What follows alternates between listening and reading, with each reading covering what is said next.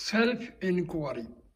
This process of self-realization was promoted by Maharshi Ramana. This is the most direct method of self-realization. And here there is self-inquiry and its practice by David Frawley.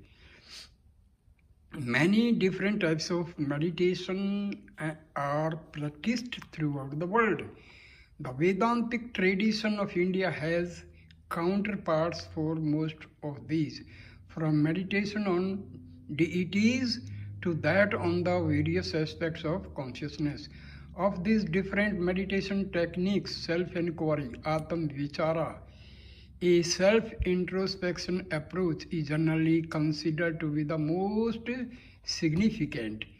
Self-inquiry is a process of meditation that involves tracing the root of thought to its origin in the heart.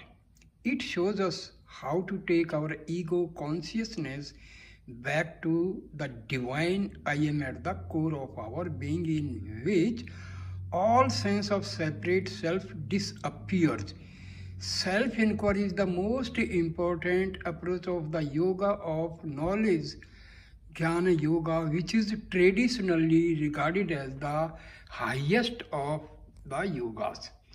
According to Maharshi Ramana, mind is temporary, it is non-existent. Ego and mind both are non-existent, they are temporary, and they originate from the self. So this was revealed by Maharshi Ramana. So source of mind and ego is our self, that is our Atma.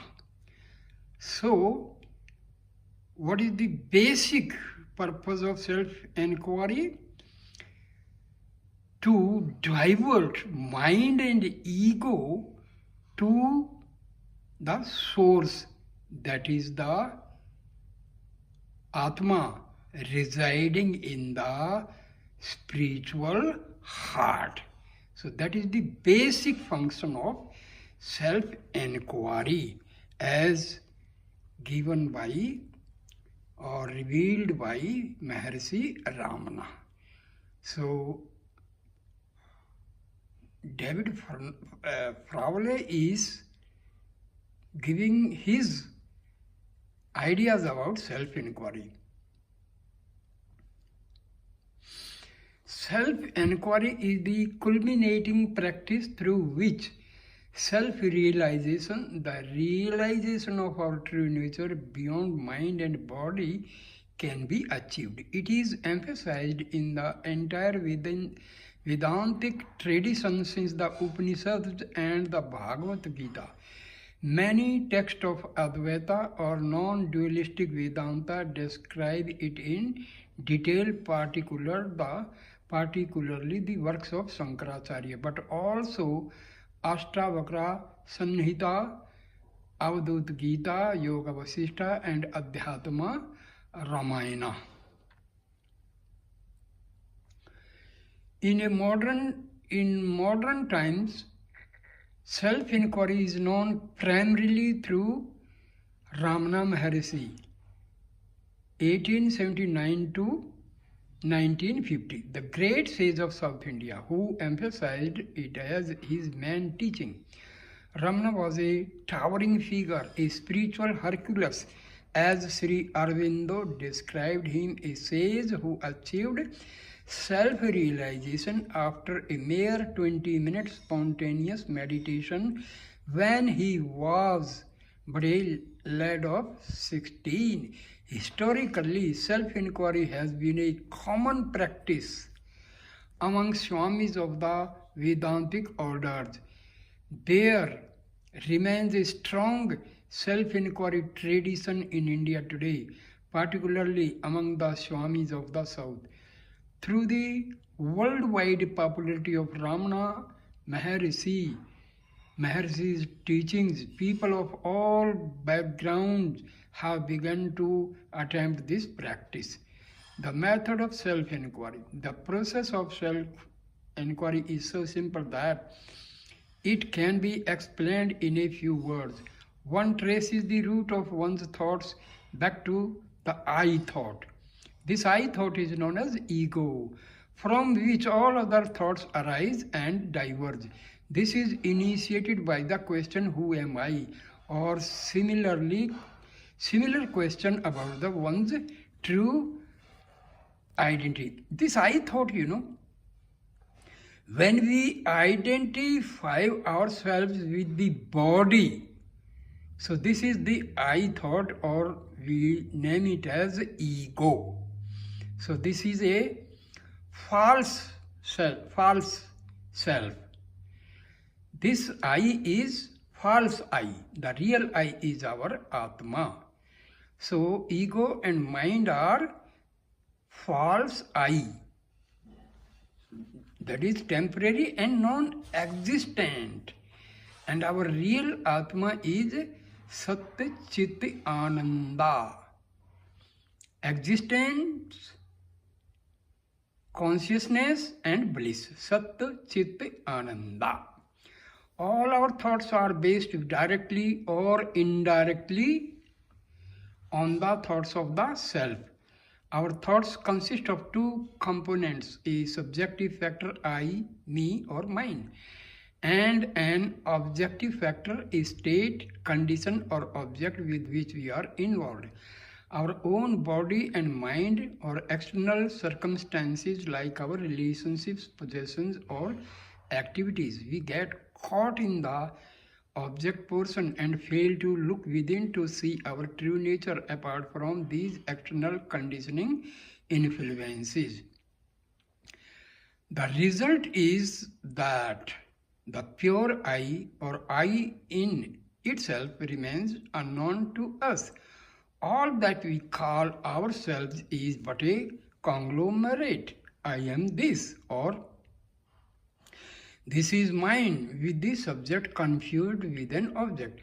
Our self becomes a self-image, a subject in the guise of an object, in which our intrinsic nature is lost, along with our dignity as a conscious being. We become a mere name and form a commodity in the outer world to be used and exploited. Self-inquiry consists of detaching from the object portion to discover the pure subject so that we can become liberated from all external limitations. The truth is that we don't know who we really are. What we call ourselves is only some thought, emotion or sensation that we are temporarily identified with. We are trapped in ideas that we are happy or sad, good or bad, foolish or wise, but do not know the self who experiences these changing qualities. Our lives are shrouded in ignorance about our true nature, starting with our bodily identity. The idea that we are no more than this changing physical vesture. As long as we don't question this process, we must come to sorrow. Self-inquiry and its practice, however, self-inquiry does not mean merely to repeat the question, who am I? See, this who am I should not be used as a mantra. If we use it as a mantra, then the very basic purpose of self-inquiry is simply destroyed. Over and over again in our minds, this becomes an exercise in mental activity that breeds fatigue.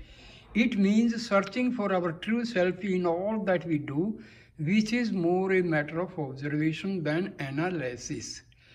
Looking to the self that is behind our various activities of breathing, eating, feeling, thinking and acting. Other questions can be helpful, like what am I, or who is the experiencer, or who is the seer. Any type of self-introspection in which we try to look dispassionately at who we are, and the results of our actions moves us in this direction. Self-inquiry requires that we have a fundamental doubt about who we are that rejects all outer identifications. It is as if one had amnesia and did not know who one was and had to give full attention to the matter before anything else could be done. Self-inquiry is not an intellectual or psychological inquiry, but an inquiry with one's entire energy and attention. It requires a full and one-pointed concentration, not interrupted by the intrusion of other thoughts. True self-inquiry is not just questioning the limitation of our outer identity, like our family, political or religious affiliations, whether one is a wife, a father, a Christian, Hindu or communist. It questions our internal identity as an embodied being and as a mind. It does not stop short with some general identity as a human, cosmic or spiritual being, but rejects any formation of thought. It directs us back to the pure I that has no identity with any form of objectivity, physical or mental, that is in the world but not of it. The true self is only beyond human distinctions. It is beyond all conceivable divisions of time and space, name and form, birth and death. It is beyond all experience as the experiencer or observer of all. The thought current naturally moves back to the self to the extent that we do not preoccupy our minds with outside stimulation. The problem is that the senses present so many distractions that it is difficult to look within. Self-inquiry means to constantly question and try to reverse this process of extraversion, holding our awareness in the heart. Self-inquiry leads us ultimately to the experience of the absolute, in which the phenomenal world becomes little more than a mirage of the mind and senses. It goes far beyond the discovery of some greater self, human or creative potential. It is called the direct way to the absolute. Self-inquiry and other meditational practices. Self-inquiry, it should be noted, is a kind of mental activity, though of a special nature. It is not an attempt to suppress thought or to hold the mind in a blank or empty state, which can be another trap that prevents real transformation. Self-inquiry does not teach that all thought is bad, but in fact that one form of thinking is necessary for liberation. It teaches us to use the mind in the right way, which is to turn it into a tool of inquiry. Self-inquiry requires much thoughtfulness, particularly in discipline, particularly in its preliminary phases, and the development of a strong mental discipline. Unless we have resolved our problems through deep examination, it is useless, not to mention impossible, to stop the mind from thinking. One may ask how self-inquiry, a mental activity, can empty or silence the mind. Does not mental activity increase mental activity? It is not possible for the mind to be empty if its contents have not been released. Mental activity springs from a source, the I thought. We must go to the root of something to change it. This is to return to the I thought in order to go beyond all other thoughts. Holding to the I thought destroys all other thoughts. Hence, self-inquiry is not a kind of passive mindfulness in which we focus on being aware of something like our breath, hands, or an activity that we may be doing. Self-inquiry does not say be aware of your breath, but rather who is breathing or who is really alive. It does not say be mindful of your body, but rather asks, are you the body? Similarly, self-inquiry is not a form of concentration in which we try to concentrate on our object like a mantra to the exclusion of all others. It is concentration on the self where our attention automatically returns whatever else we may try to do. We cannot completely concentrate on anything else unless we first know ourselves. Otherwise, the I thought must arise and break the continuity of our concentration. Rather than fighting the I thought and trying to return to an object of concentration, self-inquiry concentrates on the I thought to put an end to other thoughts. Self-inquiry is also not an attempt to be good or to make ourselves better. It is questioning the reality of the entity. Who we think is either good or bad can either improve or degenerate. It questions our efforts to be this or that and says that without knowing ourselves, without eliminating the root of the ego, it is of no lasting benefit to try to become anything, however great or noble. Above all, self-inquiry is not an ordinary mental activity, a form of philosophical speculation or psychological analysis. It is not seeking any mental answer or has no conceptual result, while self-inquiry leads to the absolute truth, which can be called the pure I or self. The name is only a pointer. One can call it God, knowledge, enlightenment, Buddha, or whatever one likes, but it is not a state of defined according to an idea or in which mental recognition can occur. Self-inquiry is questioning of the validity of all entities and conclusion created by the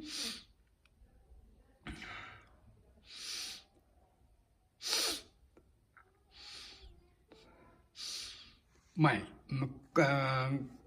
And conclusions created by the mind. This does not mean that practices like mindfulness, ethical disciplines, mantra, pranayama, or the study of scriptures do not have their place, but that these are supportive to self-inquiry or an alternative line of approach. To follow the ethical discipline, to place the body in a comfortable position, to deepen the breath, to withdraw the mind from sensory stimulation, to develop concentration and other yogic practices should be done, but we should not stop there but proceed to self-inquiry. Only rare individuals can proceed directly to self-inquiry, and even they can benefit by such preliminary practice. Self-inquiry can be done at all times, places and circumstances. It does not require knowledge of special yoga techniques. It does not require that we otherwise try to overtly change ourselves or what we are doing. It only requires that we place our attention on the source from which thought naturally springs. This, however, is one of the most difficult of all things because it requires control of the wavering and fickle mind. Yet there are several things that can help promote it. Self-inquiry is done most easily where we are sitting alone, particularly in nature. The outer nature is the door to the inner nature. It provides the space and peace that allows the mind to return to its source. In nature, apart from our personal involvements, we can more easily inquire into who we really are, into not only the meaning of human life, but that of cosmic existence.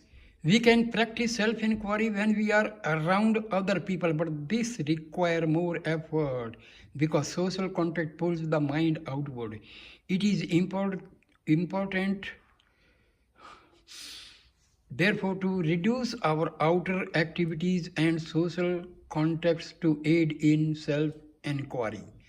Generally, in India, self-enquiry is not done in a group setting, in a standardized manner or according to a specific course of practice. It is mainly done on an individual basis, though communion between practitioners is encouraged as is specific instruction from the teacher. To practice self-inquiry while we are engaged in action, we can call to mind the inquiry, who is the doer? In this way, we will not let our actions dominate our awareness. This, in fact, gives us better skill in action because it removes any ego distortions from what we are attempting to do. Perhaps the easiest way to approach to self-inquiry is to learn to discriminate between the seer and the seen. First, one discriminates the seer from objects in the external world, like looking at the leaves of a tree blowing in the wind. One holds to the eye as the seer and what the eye sees as the seen, noting that fluctuations in external objects do not cause the eye to change. One's power of seeing remains constant through the various objects seen. Second, one discriminates the seer from the sense organs. In this instance, the mind is the seer and the senses are the seen. There are several senses and each one varies in acuity, but the seer of the senses is constant and not altered by their fluctuations. For example, the seer of the eye is not tarnished by any impairments in the eye like loss of visual acuity. Third, one discriminates between the seer and the mental states. The self is the seer and the mind is the seen. Thoughts and feelings continually change, but their seer, if we look deeply, remains the same. Our seeing as a child and as an adult is the same seeing, not only of external objects but of our internal thoughts and feelings. Fourth, one discriminates between the seer and the ego, between the pure I or higher self and not the lower self, and the I identify with body, emotion or thought. We learn to observe ourselves and our personal limitations as external forms like our house or our car. We see the ego as various mental conditions but not the true self that is beyond the mind. The pure self devoid of and external associations can then shine forth. One then strives to abide in that state of pure awareness. And in this process, one is to negate external objects as not the self or not I. Then one can negate internal thoughts and feelings, including the ego itself. Whatever one can perceive as an object externally or internally is not the self who is the witness of all. Judging one's practice, even a beginner can benefit from the practice of self-inquiry. It is not difficult to begin the process of self-inquiry and experience a shift in our sense of self. Our thoughts begin to subside as we realize that what we have called our self is largely only an identification of the I with some thought or feeling that is external and transient. We see that the more our thoughts deviate from self-awareness, the more confusion and suffering is created. Yet, though this process is not difficult to initiate, it is difficult to sustain. Most of us will discover that we can practice self-inquiry for a time, perhaps extending through several months or years, but that is hard to maintain it as a primary or ongoing practice. It is not a practice like pranayama or mantra that can be done in a routine manner. There is no particular structure or ceremony to it. It is not a step-by-step process with different levels and angles that can be easily mapped out. It remains at the center, but to get to the center and stay there is not that easy. While we make some headway with it, we often reach a barrier that is hard to cross. While it is easy to get rid of superficial identification like those of a political or social nature, it is much more difficult to break our identification with our own body, emotions, and memories. Self-enquiry is also a difficult practice to judge because it has no real stages. One can wonder whether one is making any progress at all, or one can imagine great progress when there is none. The easiest way to determine one's progress is detachment, peace, and equanimity of mind. If one is going deeply into the practice, one will experience a state of samadhi in which one goes beyond body and ego consciousness. The ordinary mind gets dissolved and time and space disappear. Yet, false samadhis can occur, which is why the guidance of a genuine teacher remains important. This, however, is not easy to find. True teachers of self-enquiry are often reclusive and seldom take on many students, usually only those who are ready for intense practice. Those who make a big outer display of being teachers of this direct path and who gather large numbers of people around themselves are often those who failed to finish their practice, which is generally long and arduous. People fail at self-inquiry for two reasons. Either we have not prepared the ground for it properly, or we have not been consistent in our practice. In fact, very few people who begin the practice of self-inquiry continue with it as their primary practice, and most eventually abandon it altogether. While an instant enlightenment path becoming immediately the self of all is an appealing concept that can arouse a temporary enthusiasm. It usually requires lifetime, not merely years of deep practice. Therefore, it is best to approach self-inquiry as a long-term process, not seeking immediate results. One should first aim at a regular practice, for example, half an hour morning and evening after other yogic or meditational practices, to prepare the mind, and continue this for some time before judging the efficacy of what one is doing. In the ultimate truth, the self is the reality, and our inquiry into it and all else that we do is merely a fiction of thought. Yet this fiction of thought is not personal but includes the entire universe. It is the great Maya of the Lord Bhagwan that requires not only our own selfless effort but divine grace in order to cross over it. So this small article is over. Now, mind, ego, self. Just I will take few minutes. Mind is nothing but the continuity of thoughts arising from the self. So, mind is constituted by the thoughts which are arising out of the self, arising out of the Atma. So, there is a basic thought, that is, I am this body. This is known as I thought. This is the basic thought. It is very subtle. It exists continuously, but we are not aware of it. So, this I-ness,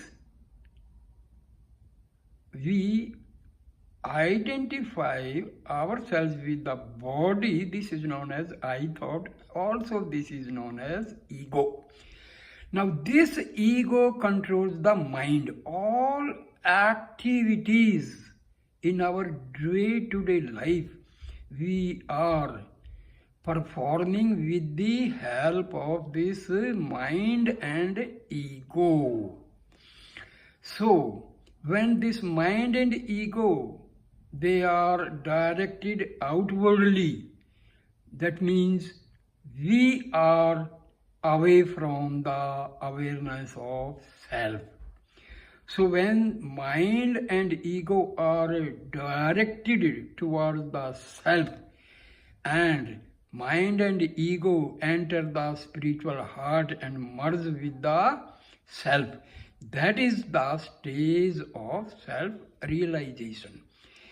So it is not easy, it is not difficult at all. You should not lose heart, nothing, there is no problem. Simply sit in meditation. First few minutes, start Om Japa for 5 minutes, your mind will subside. Then make affirmations that I am going deeper, deeper, deeper and deeper, still further deeper and deeper to the spiritual heart, and after entering there, merges with the Atma. So definitely within a very short period, you will start the progress. It is not that difficult, don't worry. It is, of course, you have to spare some time. And in the initial stages, as there are vasanas, propensities, subtle impressions in the chitta, that is our subconscious mind. These vasanas have been collecting since ancient times in our different births. So, these vasanas are very, very strong. Our thoughts are created by these vasanas only. So, slowly we will be able to destroy these vasanas, ego and mind, but you have to be patient. You have to believe in yourself. Don't be in a hurry. As you know, hurry spoils curry. So have patience, have belief in yourself. And mind and ego will be weakening day by day, day by day. And who am I should not be used as a mantra. This will initiate your inquiry, then settle, and after some time, you have some affirmations like all negative thoughts, negative vasanas, all the negative energy is going upward in the body, going upward, and through the sahasrara, the topmost point on the head, it is going out. You will realize that your body is becoming light. Then after that, you start have positive affirmations like positive cosmic energy, prana shakti, grace of the liberated souls is entering my body through the Sahasrara and Brahmarendra, going downward through Sahasrara, Agya Chakra, Visuddhi Chakra, Anahat Chakra, Manipur Chakra, Swadhisthana Chakra, and through Mooladhara Chakra. Each and every cell of the body is filled with divine bliss and divine peace. My dear friends, it is not that difficult, don't worry. It is, you can enjoy. This is the method given by our great Maharshi Ramana. His words carries weight. He is the greatest sage the God has sent to the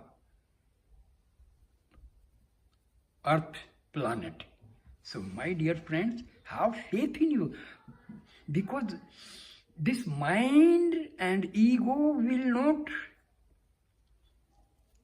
trouble you more for long, because you should know that your soul is omniscient, omnipotent, and omnipresent. And have this think, when others says is could achieve self-realization, Atam Sakshatkara, Brahma Sakshatkara, you can also do. Atma of a sage, Atma of a ordinary person, Atma of a sinner, Atma of a dacoit is same Sat Chit Ananda. So my dear friends, never dishearten by reading this book or that book. Have faith in you and assert yourself that if they could do, I can do equally. Very correct. You must have faith in you. You must have faith in you. That is the most important thing for self-inquiry. So, and always have faith in you. Don't worry that I do not have any Sadguru, Guru. Are Guru, our Atma is the Guru. Our Atma is Guru. And my dear sadhakas, Atma and Paramatma are not different. You have all the qualities of God. Why? Because you have forgotten. You have forgotten your Atma. Atma and God are one and the same. There is no difference in Atma and God. You have faith in yourself. You read the literature of Maharshi Ramana. You read the literature and books by or on Satya Sai Baba, you will find no difference. In this channel, I am simultaneously giving videos on Maharshi Ramana and about his devotees, and other side, Bhagwan Sri Satya Sai Baba and his literature. I am giving videos. My dear friend, you will not find even a single word, sentence or teaching different from each other. All are same. You read the book of Swami Vivekananda, Ramakrishna Paramahansa, Maharshi Ramana, or Bhagwan Sri Satya Sai Baba, you will find no difference, my dear. You will not find any difference. The teachings are, that's why I am giving videos on Maharshi Ramana, Bhagwan Sri Satya Sai Baba, and in due course I will start giving videos on Ramakrishna Paramahansa and Swami Vivekananda. Dear friends, there is no, because truth is one. Truth is absolute. So real sages like Swami Vivekananda, Maharshi Ramana, Paramahansa, Ramakrishna, and Satya Sai Baba, they are the real sages who took birth in holy India. So don't worry, because if you don't have faith in you, then your progress will be hampered. So thank you, my dear friend. Please like, share, and comment, and subscribe my channel, and spread these videos to more and more people so that they can be benefited. Because taking part in the divine work is very, very holy thing. If you are diverting people towards spirituality, that is a very, very holy work. Thank you, my dear friends. Namaskar, namaskar. Thank you.